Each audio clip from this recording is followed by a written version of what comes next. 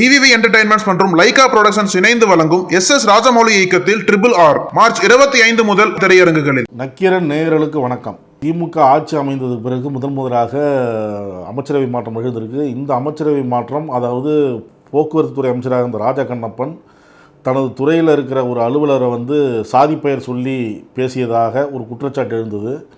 இது எதிர்க்கட்சிகள் அனைவரும் இதை பற்றி பேச ஆரம்பித்தாங்க, கண்டனம் தெரிவித்தாங்க. இந்த நிலையில் போக்குவரத்து துறை அமைச்சராக இருந்த ராஜா கண்ணப்பன் பிற்படுத்தப்பட்டோர் நலத்துறை அமைச்சராக நியமிக்கப்பட்டார். பிற்படுத்தப்பட்டோர் நலத்துறை அமைச்சராக இருந்த எஸ் சிவசங்கர், அதாவது குன்னம் சட்டமன்ற தொகுதி உறுப்பினர், அவர் போக்குவரத்து துறை அமைச்சராக நியமிக்கப்பட்டிருக்கிறார். அவர் ராஜா கண்ணப்பனுடைய அந்த செயலுக்கு இலாக்கா மாற்றம் மட்டும் போதுமா, மந்திரி பதவியை தூக்க வேண்டாமா அப்படிங்கிற கேள்விகள் எதிர்க்கட்சிகள் இன்னும் சில பேர் வச்சுக்கிட்டு இருக்கிறாங்க. அது தொடர்ந்து அந்த விமர்சனம் நீடித்து கொண்டே இருக்குது. எஸ் சிவசங்கர் அவர்கள் கடந்து வந்த பாதை என்ன அப்படிங்கிறத கொஞ்சம் சுருக்கமாக நாம் பார்க்கலாம். எஸ் சிவசங்கர் தந்தையார் எஸ் சிவசுப்பிரமணியம் கலைஞருக்கு மிக நெருக்கமானவர். தீவிர திராவிட இயக்க பற்றாளர், கட்சிக்காக பல்வேறு உழைப்புகளை கொடுத்துருக்கிறவர். ராஜ்யசபா உறுப்பினராக எஸ் சிவசுப்பிரமணியனை கலைஞர் அனுப்புகிறார். அதுக்கப்புறம் சிவசங்கர் அரசியலுக்குள்ளே உள்ள நுழைகிறார். அப்போ 1996 காலகட்டத்தில் அவர் அரசியலுக்கு வந்ததுக்கப்புறம் முறையாக இந்த உள்ளாட்சி தேர்தல்களில் பங்கு பெறுறார். மாவட்ட அளவில் நடக்கிற உள்ளாட்சி தேர்தல்களில் வெற்றி பெறுறாரு. அதில் பதவியில் வகிக்கிறார். 2006 முதல் முறையாக ஆண்டிமடம் சட்டமன்ற தொகுதியில் திமுக வேட்பாளராக களமிறங்குகிறார். அப்போ கடுமையான போட்டி அப்பவும் இருக்குது. ஜெயலலிதா அதிமுக வேட்பாளருக்காக பிரச்சாரம் செய்ய வராங்க. தீவிர பிரச்சாரம் நடந்துக்கிட்டு இருக்குது. அந்த தேர்தலில் எஸ் சிவசங்கர் வெற்றி பெறுறார். தொடர்ந்து 2011 குன்னம் தொகுதியில் போட்டியிடுறார். குன்னம் தொகுதியில் போட்டியிட்டும் வெற்றி பெறுறார். 2016 அரியலூர் சட்டமன்ற தொகுதியில் போட்டியிடுறார். அப்போ வெற்றி வாய்ப்பை குறைந்த வாக்குகள் வித்தியாசத்தில் இழக்கிறார். அதிமுக மிகப்பெரிய செல்வாக்கு இருந்தது, அதனால தான் வெற்றி பெற்றது அப்படின்னு அந்த தேர்தலில் சொல்ல முடியாது.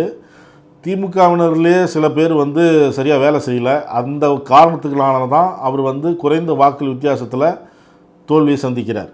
இது அனைவருக்கும் தெரிந்த ஒன்று தான். பெருந்தன்மையாக அந்த மாதிரிலாம் ஒன்றும் இல்லைன்னு அவர் சொல்வார். 2021 சட்டமன்ற தேர்தலில் மீண்டும் அரியலூர் தொகுதியில் தான் அவர் போட்டியிடுவார் அப்படின்னு எல்லோரும் எதிர்பார்த்த நிலையில் 2021 சட்டமன்ற தேர்தலில் மதிமுகவுக்கு அரியலூர் சட்டமன்ற தொகுதி ஒதுக்கப்பட்டது, கூட்டணி அப்படிங்கிறதுக்காக. இவர் மீண்டும் குன்னம் தொகுதியில் நின்று வெற்றி பெறுறாரு. அதோடு மட்டும் இல்லை, அரியலூர்லேயும்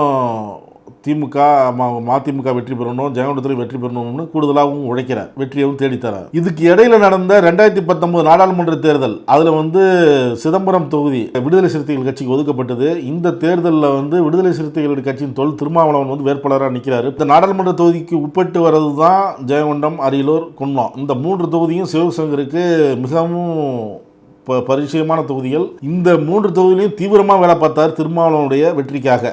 திருமாவளவன் அப்போ பானை சின்னத்தில், தனி சின்னத்தில் போட்டியிட்டார். பானை சின்னத்தில் போட்டியிட்டதுனால தீவிரமாக இவரும் களத்தில் இறங்கி வேலை செஞ்சார். இறுதி வரைக்கும் திருமாவளவனுடைய வெற்றிக்காக கடைசி வரைக்கும் இருந்து அது உறுதுணையாக இருந்தவர் எஸ் சிவசங்கர். இதற்காக முதலமைச்சராக இருக்கக்கூடிய மு.க. ஸ்டாலின் எஸ் சிவசங்கரை அழைத்து பாராட்டியதும் உண்டு. எம்எல்ஏவாக இருந்த போதும் சரி, எம்எல்ஏவாக இல்லாதப்பையும் சரி, மக்களுடன் நெருங்கிய தொடர்பில் இருக்கக்கூடியவர் எஸ் சிவசங்கர். முகநூலில் பதிவுகளை போட்டுக்கிட்டே இருப்பார். முகநூலில் இவருடைய பதிவுகளை பார்க்கறதுக்குன்னு ஒரு கூட்டமே இருக்குது. தொடர்ந்து இந்த சமூக நீதி, திராவிட இயக்க கொள்கை, திராவிட மாடல் குறித்து தொடர்ந்து பேசிகிட்டே வருவார். ஒரு தனியார் தொலைக்காட்சி நிகழ்ச்சியில் பேசுகிறார்.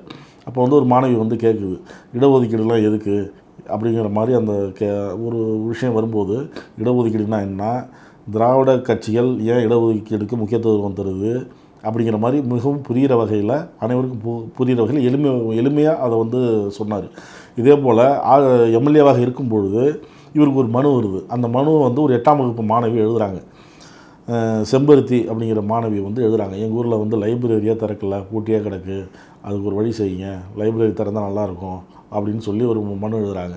அந்த மனு குறித்து விசாரிக்கிறப்ப அந்த லைப்ரரி இருக்கிற கட்டடம் தனியார் கட்டடத்தில் இருக்குது. உடனே அது தனது தொகுதி மேம்பாட்டு நிதியிலிருந்து ஒரு அரசு கட்டடம் நூலகத்துக்குன்னு ரெடி பண்ணுறாரு. அந்த கட்டடம் கட்டப்படுது. திறக்கப்படும்பொழுது அந்த மனு போட்டாங்கள்ல அந்த மாணவி செம்பருத்தி, அவங்கள அழைச்சி திறக்க வைக்கிறார். மேலும் அந்த நூலக கட்டடம் திறக்கப்பட்டது இருக்குல்ல, அது கல்வெட்டிலையும் அந்த மாணவியுடைய பெயர் இருக்கும்படி செய்கிறார். இந்த நிகழ்வு திமுகவை தாண்டி அனைத்து கட்சியினரும் வரவேற்றாங்க இந்த இந்த நிகழ்வை. இந்த மாணவி மனு போட்ட மாணவியை வந்து திறக்க வச்சார் அப்படிங்கிறத வந்து திமுகவையும் தாண்டி அனைத்து கட்சியினரும் அனைத்து தரப்பினரும் பாராட்டினாங்க எஸ் சிவசங்கரை. இதுபோல் பல இது செஞ்சுருக்கிறார்.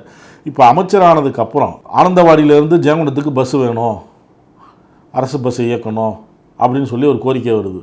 இப்போ இவர் வந்து பிற்படுத்தப்பட்டோர் நலத்துறை அமைச்சராக இருக்கிறார்.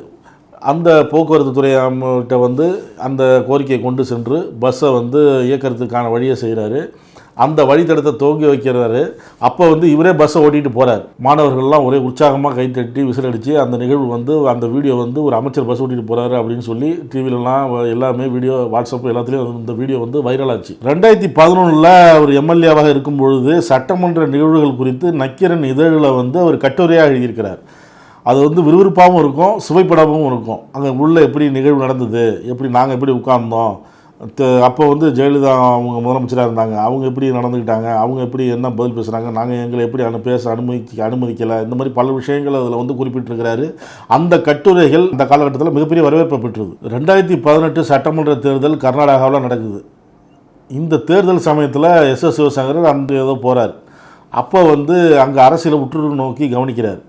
அப்போ கவனிக்கும் பொழுது இந்த எலெக்ஷனில் யார் வருவா அப்படின்னு கவனிக்கும்போது அங்கே வந்து பாரதிய ஜனதா, காங்கிரஸ், மதசார்பற்ற ஜனதாதளம், குமாரசாமி, தேவகவுடா இவங்க 3 பேருமே தனித்து நிற்கிறாங்க. பாஜக தான் வரும், காங்கிரஸ் தான் வரும், எல்லாரும் அப்படின்னு விவாத பொருள் பட்டிமன்றம் நடந்துகிட்டு இருக்கு. அப்போ இவர் சொன்னார், நம்ம நக்கீரனில் ஒரு கட்டுரை எழுதினார், குமாரசாமி தலைமையிலான ஆட்சி அமையும் அப்படின்னு. ரிசல்ட் வருது. 37-38 தொகுதி தான் மதசார்பற்ற ஜனதாதளம் வந்து கைப்பற்றி வச்சிருக்கிற தொகுதி. இந்த பக்கமும் பாரதிய ஜனதாவும் அதிக சட்டமன்ற தொகுதி வச்சுருக்கிறாங்க, சட்டமன்ற உறுப்பினர்கள் வச்சுருக்கிறாங்க, காங்கிரஸும் அதிகமாக வச்சுருக்கிறாங்க. 3வது இடத்துல இருந்த குமாரசாமி எப்படி முதல்வராக வருவார் அப்படின்லாம் எதிர்பார்த்த நிலையில் எப்படியும் நாங்கள் வந்து பெரும்பான்மையை நிரூபிப்பேன் அப்படின்னு சொன்ன எடியூரப்பாவில் பெரும்பான்மையை நிரூபிக்க முடியல. அந்த நேரத்தில் காங்கிரஸ் வந்து என்ன செய்யுது அப்படின்னா, நீங்களே முதல்வராக இருங்க அப்படின்னு சொல்லி சோனியா காந்தி வரைக்கும் அழைச்சிட்டு போய் குமாரசாமியை முதல்வராக ஆக்குறாங்க. இதே போல் தமிழ்நாட்டை தாண்டி அண்டை மாநிலங்களில் என்ன நடக்குது, ஆட்சி எப்படி இருக்கும், யார் வருவா அப்படின்ற கணிக்கக்கூடிய அளவுக்கும் திறமை வாய்ந்தவர் எஸ் சிவசங்கர். ஏழை எளிய மக்கள், விளிம்பு நிலை மக்களுக்கு தொடர்ந்து குரல் கொடுத்து வருவார் எஸ் சிவசங்கர். அது வந்து அவருடைய போராட்டங்களில் பார்த்தாவே உங்களுக்கு தெரியும். அவர் கலந்து கொண்ட போராட்டங்கள், ஆர்ப்பாட்டங்கள், அவர் யாருக்காக அவருடைய பதிவுகள் இப்படிலாம் பார்த்தீங்கன்னாவே தெரியும். அந்த விளிம்பு நிலை மக்களுடைய இதுக்காக குரல் கொடுத்துட்டு வருவார். உதாரணத்துக்கு யாருமே உங்களுக்கு தெரிஞ்ச செய்தி தான் மாணவி அனிதா வந்து நீட்டு அதுக்கு எதிர்ப்பு தெரிவித்து ஒரு ஆர்ப்பாட்டம் நடக்குது. திராவிட கழகம் நடத்திய ஆர்ப்பாட்டத்தில் எஸ் சிவசங்கர் கலந்து கொள்கிறாரு. அதில் வந்து மருத்துவத்தில் தனக்கு இடம் கிடைக்கல அப்படின்னு சொல்லி அந்த அனிதாவும் அந்த ஆர்ப்பாட்டத்தில் கலந்துக்கு வராங்க. அப்போ தான் முதல்ல அனிதாவை அங்கே அரியலூரில் அந்த பார்க்குறாரு எஸ் சிவசங்கர். அப்படி பார்க்கும்போது அதற்கு முன்னாடியே இவர் வந்து அதிக மதிப்பெண் பெற்று நீட்டால் வாய்ப்பு இழந்த மாணவர்கள் சொல்லி ஒரு லிஸ்ட்டே வந்து இப்போ அவர் ஃபேஸ்புக்கில் போட்டுட்டு வர்றார். இவ்வளோ பேர்லாம் இருக்கிறாங்க எனக்கு தெரிஞ்ச வரைக்கும் அப்படின்னு சொல்லி லிஸ்ட்லாம் போட்டு வர்றார். அந்தளவுக்கு அந்த விளிம்பு நிலை மக்களுடைய எண்ணங்கள், அவங்களுக்கான அவங்க என்ன நினைக்கிறாங்களோ அவங்களுக்கான ஆர்ப்பாட்டங்களையும் இவர் நடத்தியிருக்கிறாரு. அவங்க ஆர்ப்பாட்டத்தில் கலந்துக்கிட்டு இருக்கிறாரு. அந்த மாதிரி உள்ள நிலைமையில தான் அனிதாவை சந்திக்கிறார்.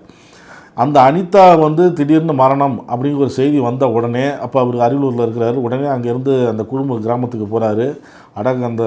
அப்போ இருக்கிற அதிமுக அரசு, மத்தியில் இருக்கிற பாரதிய ஜனதா கட்சியை எதிர்த்து மிகப்பெரிய ஒரு ஆர்ப்பாட்டத்தை முதல்ல நடத்துகிறார். மரணத்துக்கு அப்புறம் இந்த மத்திய மாநில அரசுகளை கண்டித்து மிகப்பெரிய அளவில் ஒரு ஆர்ப்பாட்டம் நடத்துகிறாரு.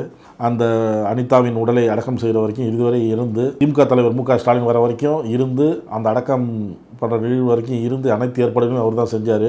எம்எல்ஏவாக இருக்கிற போதையும் சரி, எம்எல்ஏ இல்லாத சூப்பையும் சரி, திராவிட இயக்க கொள்கைகள், திராவிட மாடல் குறித்து கட்சியில் உள்ள இளைஞர்களுக்கு அவர் வகுப்பு எடுக்கிறது வழக்கம். இப்போ அமைச்சரானதுக்கு அப்புறம், பிற்படுத்தப்பட்டோர் நலத்துறை அமைச்சரானதுக்கு அப்புறமும் அந்த திராவிட மாடல், திராவிட இயக்க கொள்கையை தொடர் குறித்து கட்சியில் உள்ள இளைஞர்களுக்கு அவர் வகுப்படுத்திட்டு வர்றார்.